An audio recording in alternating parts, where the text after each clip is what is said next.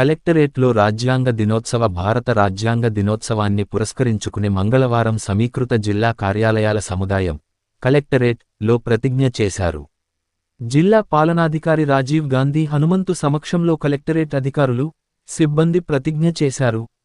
భారతదేశ ప్రజలమైన మేము దేశ సార్వభౌమ్య సామ్యవాద లౌకిక ప్రజాస్వామ్య గణతంత్ర రాజ్యముగా నెలకొల్పుటకు పౌరులందరికీ సామాజిక, ఆర్థిక రాజకీయ న్యాయమును, భావము, భావ ప్రకటన, విశ్వాసం, ధర్మం, ఆరాధన వీటి స్వాతంత్ర్యమును, అంతస్తులోనూ అవకాశంలోనూ సమానత్వాన్ని చేకూర్చుటకు అందరిలోనూ వ్యక్తి గౌరవమును, జాతి ఐక్యతను, అఖండతను కాపాడేందుకు అంకిత భావంతో కృషి చేస్తామని ప్రతిజ్ఞ చేశారు.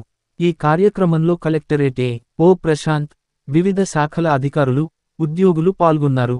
ప్రతిజ్ఞ చేయడానికి ముందు భారత రాజ్యాంగ నిర్మాత డాక్టర్ బాబాసాహెబ్ అంబేడ్కర్ చిత్రపటానికి కలెక్టర్ పూలమాలలు వేసి నివాళులర్పించారు.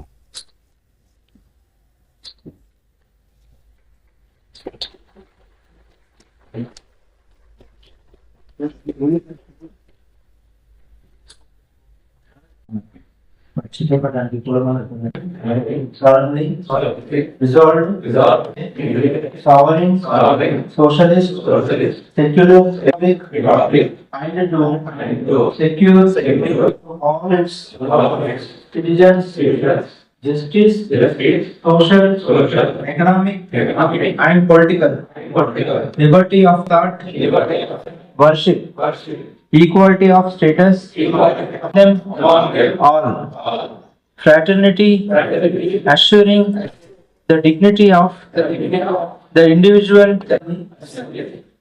This 26th day of November